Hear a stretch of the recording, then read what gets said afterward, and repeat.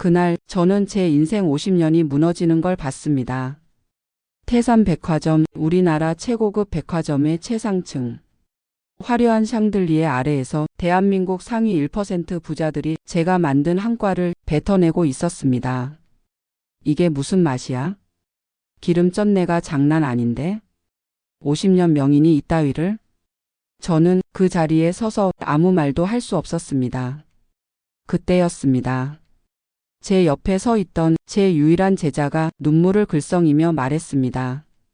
죄송합니다, 대표님. 선생님께서 요즘 기억력이 많이 안 좋으셔서. 그 순간 저는 알았습니다. 이 모든 게 계획이었다는 걸. 도대체 무슨 일이 있었던 걸까요? 이야기는 3개월 전으로 거슬러 올라갑니다. 제 이름은 박정순입니다. 올해 73. 서울 한복판에서 50년째 한과를 만들어 온 장인이죠. 아니, 장인이었습니다. 서울 그 복잡한 빌딩 숲 사이에는 시간이 멈춘 듯한 골목이 하나 있습니다. 그 골목 끝에 저희 가게가 있었죠. 화담정이라는 작은 한과점입니다. 기와를 얹은 아담한 한옥. 문을 열면 달콤하면서도 구수한 조청 냄새, 은은한 계피향이 손님들을 맞이했습니다. 저는 매일 이른 새벽부터 그 작업대 앞에 섰습니다. 이른을 넘기니 허리는 굽고 손마디는 울퉁불퉁 튀어나왔지만 그래도 이 일만은 멈출 수 없었습니다. 선생님, 이른 아침부터 힘드실 텐데 제가 할게요. 밝은 목소리와 함께 한 젊은 여자가 들어왔습니다. 최미영, 27, 제 유일한 제자였죠. 화사한 미모에 세련된 옷차림, 이 낡은 가게에는 너무 아까운 아이였습니다. 선생님 어깨 또 아프시죠? 제가 주물러 드릴게요. 그 아이는 제 어깨를 살갑게 주물렀습니다. 저는 그런 미영이를 바라보았습니다. 참 싹싹하고 손재주도 좋은 아이야. 이 아이가 없었으면 이 가게도 벌써 문 닫았을 거야. 그때는 정말 그렇게 생각했습니다. 3년 전 우연히 아르바이트생으로 들어온 미영이는 놀라운 속도로 한과 만드는 기술을 익혔습니다. 웬만한 장인 못지않은 솜씨, 젊은 감각으로 포장까지 예쁘게 만들어서 젊은 손님들까지 불러 모았죠. 이제 화담정에서 미영이는 단순한 직원이 아니었습니다. 제 유일한 제자, 가게의 기둥 같은 존재였죠. 하지만 요즘 들어 뭔가 이상했습니다. 미영이의 과한 친절 뒤에서 뭔가 서늘한 게 느껴졌죠. 선생님, 콩고물 볶는 거 제가 할게요. 눈 감고도 하죠, 이제. 자신감, 아니 지나친 자신감이었습니다. 고소한 냄새가 가게 안을 채웠습니다. 저는 마음속의 위화감을 애써 떨쳐냈습니다. 내가 늙어서 괜한 의심만 느는 거겠지. 저렇게 착하고 예쁜 아이가 무슨 꿍꿍이가 있겠어. 하지만 한번 피어오른 의심의 연기는 쉽게 사그라들지 않았습니다. 제가 여러 번 목격했습니다. 미영이가 손님들에게 웃으며 한과를 팔 때 눈이 자꾸 어딘가를 향했습니다. 바로 가게 안쪽에 있는 오래된 금고였습니다. 그 눈빛은 존경이 아니었습니다. 동경도 아니었죠. 그것은 탐욕이었습니다. 화담정의 명성, 그 안에 담긴 비법, 그리고 가게의 소유권까지 통째로 삼키고 싶어하는 검은 야심의 불꽃이었습니다. 어느 화창한 봄날 오후 화담정의 낡은 문을 열고 귀티 나는 중년 신사가 들어섰습니다. 국내 최대 규모를 자랑하는 태산백화점의 대표 김진혁 씨였습니다. 과연 명성대로군요. 시간의 깊이가 느껴지는 곳입니다. 저와 미영이는 깜짝 놀랐습니다. 미영이가 재빨리 앞으로 나서서 정중하게 인사를 했죠. 어쩐 일이십니까, 대표님? 김 대표는 미영이의 똘똘한 인상을 눈여겨보더니 저를 향해 말했습니다. 박정순 명인님 되시죠? 오늘 찾아뵌 건 다름이 아니라 저희 백화점 최고급 고객들에게 드릴 추석 선물 세트 제작을 의뢰하고 싶습니다. 대한민국 최고의 한과를 선물하고 싶습니다. 일생일대의 기회였습니다. 태산백화점 특별 고객 선물 세트는 돈이 있어도 아무나 만들 수 없는 것이었죠. 여기에 납품하게 된다면 화담정의 이름은 전국적인 명성을 얻게 될 터였습니다. 하지만 그만큼 부담도 컸습니다. 백화점이 요구하는 수준은 상상을 초월할 것이고 만에 하나라도 실수가 생긴다면 50년 명성은 하루아침에 물거품이 될 수 있었습니다. 저는 잠시 고민에 잠겼습니다. 예전 같았으면 두 팔 걷고 나섰겠지만 이제는 밤샘 작업이라도 할라치면 다음날 몸져 눕기 일쑤였습니다. 그때 미영이가 조심스럽게 입을 열었습니다. 선생님, 정말 좋은 기회인 것 같아요. 선생님께서 이끌어 주시면 제가 밤을 새워서라도 최선을 다해 돕겠습니다. 그 말에 저는 결심을 굳혔습니다. 대표님의 제안 감사히 받겠습니다. 다만 저는 이제 나이가 들어 기력이 예전 같지 않습니다. 그래서 이번 작업의 총괄 책임은 제 유일한 제자인 이 아이 최미영에게 맡겨볼까 합니다. 미영이의 얼굴에 감출 수 없는 기쁨과 흥분이 스쳐 지나갔습니다. 저는 그 표정을 놓치지 않았습니다. 그날 저녁 저는 가게 안쪽 깊숙한 곳에 숨겨진 오동나무 갯짝을 열었습니다. 그 안에는 손때 묻은 낡은 한지 책 한 권이 들어 있었습니다. 화담정의 역사가 고스란히 담긴 집안 대대로 내려오는 비법서였습니다. 미영아, 저는 천천히 입을 열었습니다. 이것은 우리 집안의 모든 것이다. 단순히 재료의 비율만 적힌 게 아니라 재료를 대하는 마음가짐, 정성을 쏟는 방법이 모두 담겨 있단다. 이제 이것을 너에게 맡기마. 미영이는 떨리는 손으로 비법서를 받아들었습니다. 선생님, 저를 이렇게까지 믿어주시다니 정말 감사합니다. 절대로 실망시켜 드리지 않겠습니다. 미영이는 제 앞에서 깊이 고개를 숙였습니다. 하지만 저는 알고 있었습니다. 그 아이의 머릿속이 다른 생각으로 가득 차 있다는 것을. 드디어 내 손에 들어왔어. 이 비법서만 있으면 화담정은 이제 내 것이나 다름없지. 늙은이는 이제 푹 쉬시기만 하면 돼. 저는 비법서를 소중하게 끌어안는 미영이의 모습을 그저 말없이 지켜보았습니다. 이것은 단순한 위임이 아니었습니다. 미영이의 진심을 확인하기 위한 제 마지막 시험이었습니다. 비법서를 손에 넣은 미영이는 그야말로 물 만난 고기였습니다. 밤낮을 가리지 않고 작업에 매달렸죠. 젊은 패기와 타고난 손재주는 비법서의 가르침과 만나 시너지를 냈습니다. 그 아이가 만들어내는 한 과는 전통의 깊이를 잃지 않으면서도 현대적인 세련미를 더해갔습니다. 백화점에서 파견된 담당자도 미영이의 일솜씨에 혀를 내두르며 칭찬했죠. 최 실장님 정말 대단하십니다. 박명희님은 훌륭한 후계자를 두셨네요. 미영이는 쏟아지는 칭찬 속에서도 겸손을 잃지 않았습니다. 과찬이십니다. 다 선생님의 가르침 덕분이죠. 겉으로는 한없이 겸손했지만 저는 알고 있었습니다. 그 아이의 마음속에서 오만함이 싹트고 있다는 것을. 저는 몸이 불편하다는 핑계로 작업의 전면에는 나서지 않았습니다. 하지만 매일 가게에 나와 묵묵히 진행 상황을 지켜보았습니다. 모두가 미영이의 능력에 감탄하고 있을 때 제 눈에는 다른 것들이 보였습니다. 어느 날 미영이가 잠시 자리를 비운 사이 저는 작업대 구석에 놓인 낯선 상자를 발견했습니다. 상자 안에는 값싼 수입산 아카시아 꿀과 정체를 알 수 없는 흰 가루가 담긴 병들이 들어 있었습니다. 화담정에서는 오직 지리산 자락에서 채취한 토종꿀과 천연 재료만을 고집해 왔습니다. 50년간 단 한 번도 다른 재료를 쓴 적이 없었습니다. 제 심장이 쿵 하고 내려앉았습니다. 이것들은 대체 어디에 쓰는 물건인고. 그때 미영이가 작업실로 돌아왔습니다. 상자를 보고 있는 저와 눈이 마주쳤습니다. 그 아이는 순간 당황한 기색을 보였지만 이내 태연하게 웃으며 말했습니다. 아, 선생님. 그거요? 요즘 젊은 사람들 입맛에 맞춰서 새로운 맛을 좀 연구해 보려고요. 물론 이번 납품에는 절대 안 들어가요. 걱정 마세요.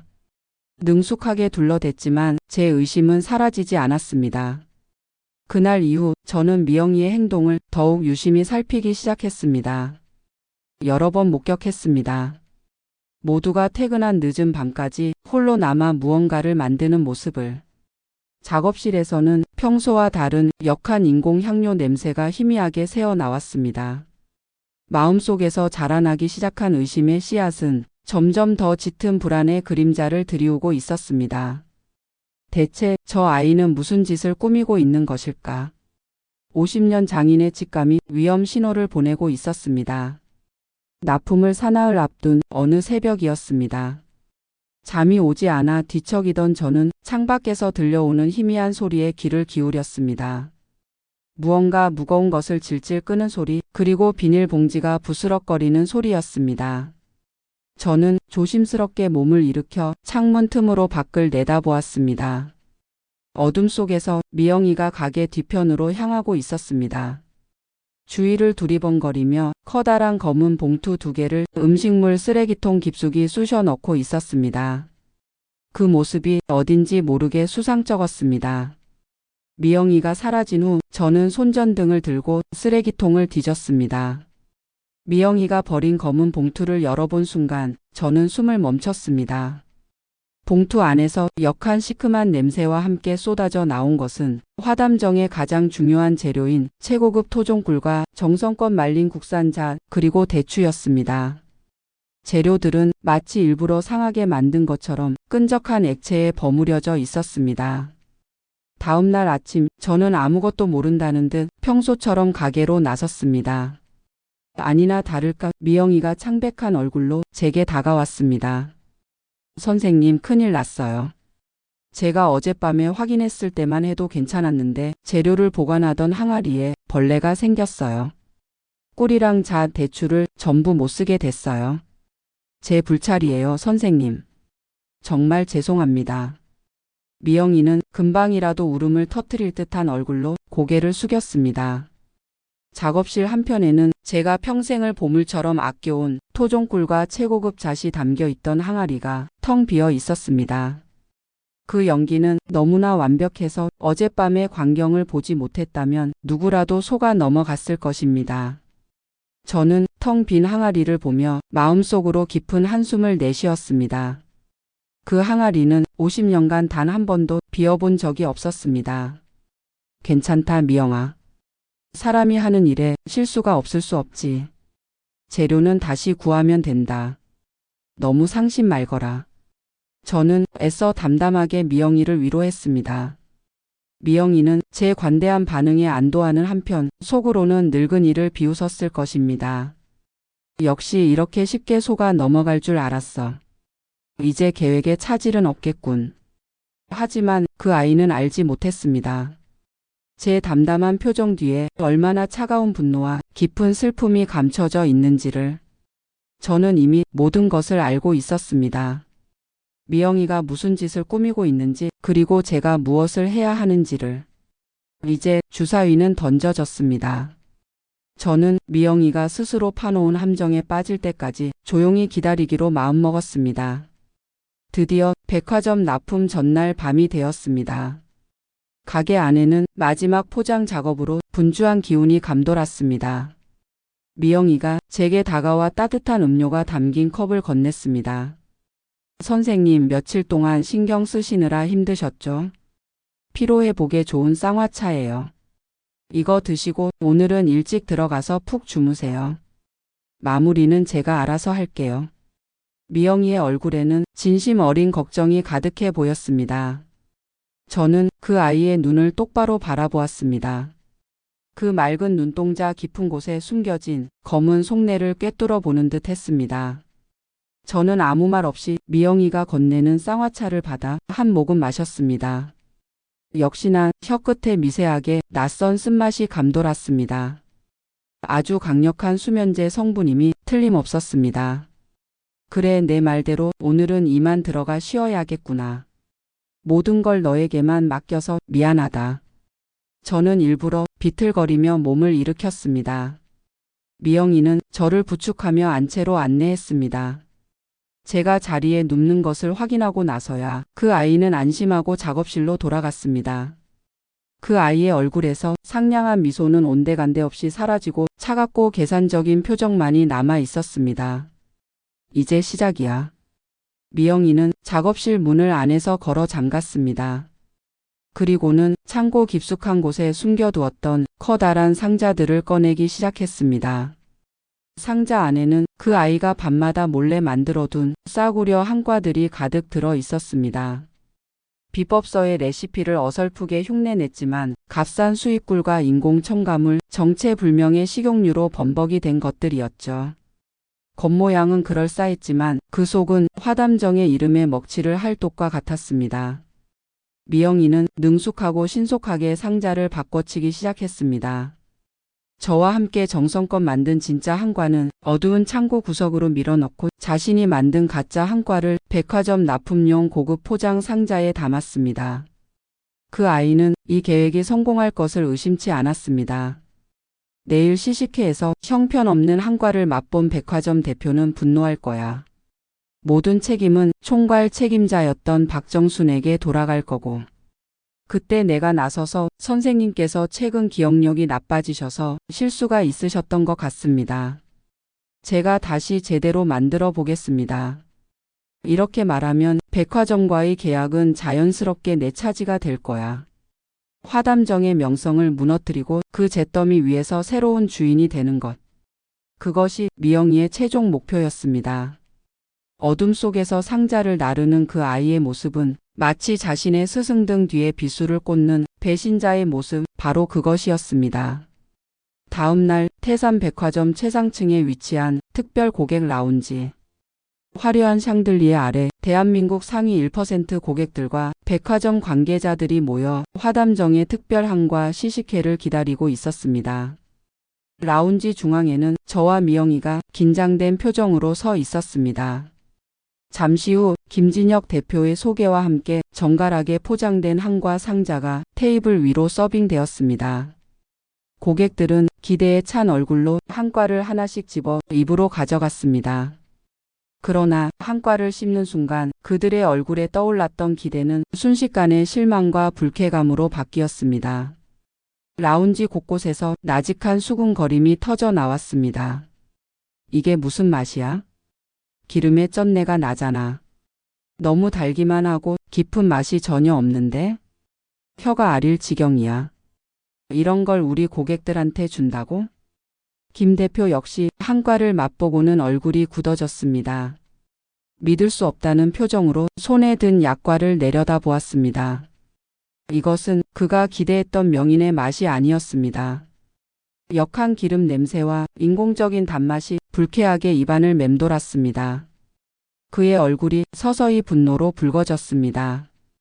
김 대표는 자리에서 일어나 저를 향해 호통을 쳤습니다. 박명희님, 이게 대체 어떻게 된 일입니까? 제가 기대했던 것이 이런 싸구려 과자 쪼가리인 줄 아십니까? 50년 명인의 자존심이라는 게 고작 이것이었습니까? 이건 우리 백화점 특별 고객들에 대한 모욕입니다. 불같이 화를 내며 큰 고함 소리에 라운지는 찬물을 끼얹은 듯 조용해졌습니다. 모든 시선이 저에게로 쏠렸습니다. 저는 아무 말 없이 고개를 숙인 채 서 있었습니다. 그 모습은 마치 모든 비난을 감수하는 패배자의 모습처럼 보였습니다. 바로 그때 기다렸다는 듯이 미영이가 앞으로 나섰습니다. 눈물을 글썽이며 김 대표에게 호소했습니다. 대표님 죄송합니다. 정말 죄송합니다. 사실 선생님께서 최근에 몸이 많이 편찮으셔서 기억력도 예전 같지 않으셨어요. 재료를 헷갈리신 것 같아요. 제가 마지막까지 확인했어야 했는데 선생님을 너무 믿었던 제 불찰입니다. 미영이는 모든 책임을 제 노쇠함과 실수로 돌리며 자신은 끝까지 스승을 믿었던 순진한 제자인 척 연기했습니다. 그 아이의 눈물 연기에 몇몇 사람들은 동정의 눈빛을 보내기도 했습니다. 명인의 이름은 땅에 떨어졌고 자존심은 산산조각 났습니다. 미영이는 이제 모든 것이 자신의 계획대로 완벽하게 흘러가고 있다고 확신하며 속으로 회심의 미소를 지었을 것입니다. 이제 내가 나서서 이 사태를 수습하고 모든 것을 차지하기만 하면 끝이야. 하지만 그 아이는 알지 못했습니다. 이 모든 것이 제 계획이었다는 것을. 모든 것이 끝났다고 생각된 순간 비난의 한복판에서 묵묵히 고개를 숙이고 있던 제가 나지막이 하지만 또렷한 목소리로 입을 열었습니다. 그 한과는 제가 만든 것이 아닙니다. 제 목소리에는 조금의 흔들림도 없었습니다. 장내가 순간 술렁였습니다. 김 대표는 어이가 없다는 듯 되물었습니다. 뭐라고요? 지금 무슨 말씀이십니까, 명희님? 변명을 하시려는 겁니까? 저는 천천히 고개를 들었습니다. 제 눈은 더 이상 패배자의 눈이 아니었습니다. 모든 것을 꿰뚫어 보는 듯한 지혜와 단호함으로 빛나고 있었습니다. 저는 미영이를 똑바로 쳐다보며 말했습니다. 미영아, 내가 한 짓을 내가 가장 잘 알겠지. 미영이는 순간 심장이 철렁 내려앉는 것을 느꼈을 것입니다. 하지만 애써 태연한 척하며 되물었습니다. 선생님, 무슨 말씀이세요? 지금 너무 충격을 받으셔서 저는 더 이상 미영이에게 대꾸하지 않았습니다. 대신 라운지 한쪽에 서 있던 제 오랜 단골이자 영상 전문가인 젊은이에게 눈짓으로 신호를 보냈습니다. 신호를 받은 젊은이는 노트북을 조작했고 잠시 후 시식회장 대형 스크린에 영상 하나가 재생되기 시작했습니다. 스크린에 나타난 것은 화담정의 작업실과 가게 뒤편을 비추는 CCTV 영상이었습니다. 첫 번째 영상에는 미영이가 한밤중에 몰래 값싼 수입굴과 첨가물을 섞어 무언가를 만드는 장면이 담겨 있었습니다.